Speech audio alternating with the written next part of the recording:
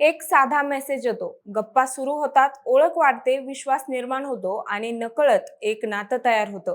पण याच नात्याच्या आड एक धोकादायक सापळा रचला जात असतो आणि हे सगळं घडत असताना समोरच्याला त्याची किंचितही चाहूल लागत नाही. मंडळी, अमरावती जिल्ह्यातल्या परतवाडा आणि अचलपूर या शहरांना हादरवून टाकणारं एक धक्कादायक प्रकरण सध्या समोर आलंय. काही तरुणींना प्रेमाच्या जाळ्यात ओढून त्यांचं शोषण केल्याचा आणि त्यानंतर आक्षेपार्ह व्हिडिओ तयार करून ब्लॅकमेल केल्याचा गंभीर आरोप या प्रकरणात समोर आलाय. या प्रकरणात पोलिसांनी आतापर्यंत 4 आरोपींना अटक केली असून मुख्य आरोपी म्हणून मोहम्मद अयाज मोहम्मद तन्वीर याला ताब्यात घेण्यात आलंय. या प्रकरणाची माहिती समोर येताच परिसरात मोठी खळबळ उडाली आहे. सोशल मीडियावर काही तरुणींचे व्हिडिओ व्हायरल झाल्यानंतर पोलिसांनी स्वतःहून गुन्हा दाखल करत तपास सुरू केला.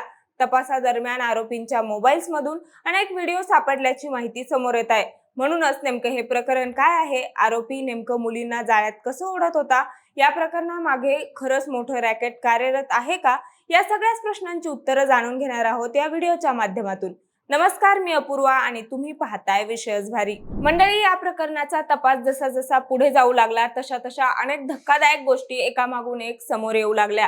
सुरुवातीला सोशल मीडियावर काही तरुणींचे आक्षेपार्ह फोटो आणि व्हिडिओ व्हायरल होत असल्याची गोपनीय माहिती पोलिसांकडून 12 एप्रिल रोजी मिळाली होती. मात्र यावेळी एक मोठी अडचण अशी होती की या प्रकरणात पीडित मुली किंवा त्यांच्या कुटुंबियांकडून कोणतीही अधिकृत तक्रार समोर येत नव्हती. समाजात बदनामी होईल या भीतीमुळे अनेक जणी पुढे येण्यास घाबरत होत्या. त्यामुळे पोलिसांसमोरही हे प्रकरण उघड करणं मोठं आव्हान बनलं होतं. परिस्थितीची गंभीरता लक्षात घेऊन अखेर पोलिसांनी स्वतः पुढाकार घेत फिर्यादी होत गुन्हा दाखल केला.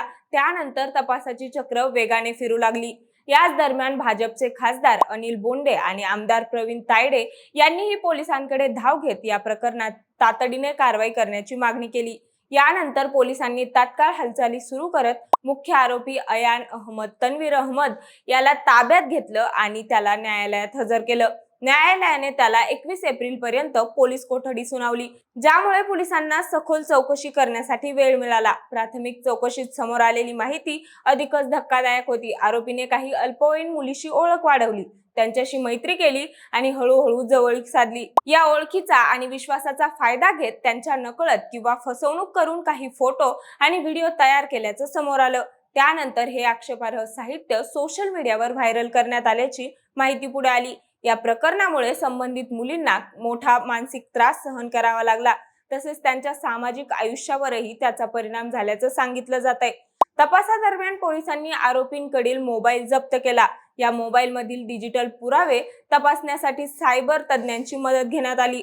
आरोपीने काही डेटा डिलीट केल्याचा प्रयत्न केल्याचंही तपासात दिसून आलं. मात्र सायबर तज्ञांच्या मदतीने डिलीट केलेला डेटा पुन्हा मिळवण्याचं काम सुरू करण्यात आलं. या प्रक्रियेमुळे अजून किती मुलींची माहिती समोर येईल याबाबतही शक्यता व्यक्त केली जाते. दरम्यान या प्रकरणात आणखी काही आरोपींची नावं समोर आली. उजेर खान, इक्बाल खान, तरवेज खान, तस्लीम खान, मोहम्मद साद, मोहम्मद सादिक या तिघांनाही पोलिसांनी अटक केली. त्यामुळे हा प्रकार एकट्या व्यक्तीपुरता मर्यादित नसून एकाहून अधिक लोकांचा सहभाग असू शकतो असा संशय अधिक बळावला. तपास यंत्रणा आता या सर्व आरोपींच्या संपर्कात कोण कोण होते, त्यांनी एकमेकांशी कशा प्रकारे संवाद साधला आणि कोणत्या माध्यमातून हे सगळं जाळं तयार करण्यात आलं याचा शोध घेत आहेत. या प्रकरणात काही व्हिडिओ सोशल मीडियावर आधीच व्हायरल झाल्याचं समोर आल्यानंतर परिसरात संतापाची लाट उसळली. लोकांमध्ये भीतीचं वातावरण निर्माण झालं.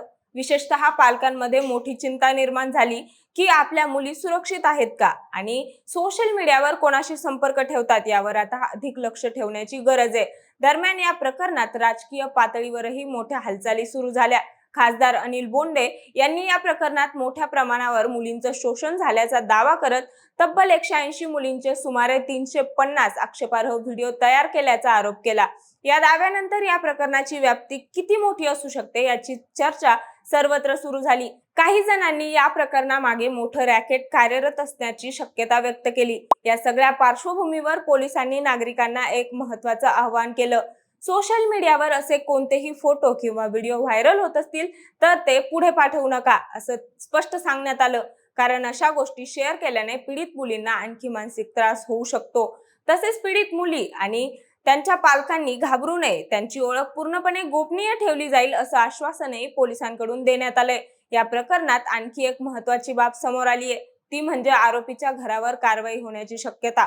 संबंधित घरातील काही बांधकाम बेकायदेशीर असल्याचा संशय व्यक्त करण्यात आला आणि नगर परिषदेने याबाबत नोटीस बजावल्याची माहिती समोर आली.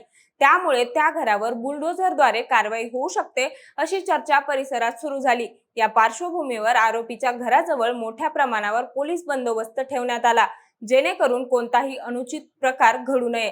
तपास जसा जसा पुढे जात आहे तसतसं या प्रकरणाचं गांभीर्य अधिक स्पष्ट होत आहे. प्राथमिक तपासात आतापर्यंत 7 पीडित मुलींची माहिती समोर आल्याचं सांगितलं जात आहे. मात्र मोबाईल डेटा पूर्णपणे रिकव्हर झाल्यानंतर ही संख्या वाढण्याची शक्यता व्यक्त केली जाते. त्यामुळे पुढील काही दिवस या प्रकरणासाठी अत्यंत महत्त्वाचे ठरणार आहेत. या संपूर्ण प्रकरणामुळे समाजात एक मोठा प्रश्न पुन्हा एकदा समोर आलाय. सोशल मीडियाचा वापर करताना किती सावध राहणं गरजेचं आहे? आजच्या काळात मोबाईल किंवा इंटरनेट हे जीवनाचा भाग बनत असले तरी त्याचा चुकीचा वापर किती मोठे परिणाम घडवू शकतो याचं हे उदाहरण ठरत आहे. विशेषतः अल्पवयीन मुलींच्या सुरक्षेबाबत पालकांनी अधिक जागरूक राहणं किती गरजेचं आहे हे या घटनेतून स्पष्ट झालंय. मंडळी, सध्या या प्रकरणाचा तपास वेगाने सुरू आहे आणि प्रत्येक दिवसागणिक नवीन माहिती समोर येते. आरोपींनी नेमकं हे सगळं किती काळ चालवलं, त्यांच्या संपर्कात अजून कोण कोण होते आणि या प्रकरणामागे खरंच मोठं रॅकेट कार्यरत आहे का, याची उत्तरं पुढील तपासातून समोर येणार आहेत. या घटनेने केवळ एका भागालाच नाही तर संपूर्ण समाजाला एक मोठा इशारा दिलाय. विश्वास, मैत्री आणि सोशल मीडियाचा वापर करताना सावध राहणं किती महत्त्वाचं आहे हे या घटनेतून पुन्हा एकदा स्पष्ट झालंय. आता या प्रकरणात पुढे आणखी कोणते खुलासे होतात आणि तपासातून नेमकं काय सत्य समोर येतं याकडे सगळ्यांचंच लक्ष लागू नये. मंडळी, घडलेल्या या प्रकरणाबद्दल तुम्हाला काय वाटतं ते आम्हाला कमेंटमध्ये नक्की सांगा आणि सोबतच आपल्या विशेष भारीच्या YouTube चॅनलला सबस्क्राईब करायला विसरू नका. धन्यवाद.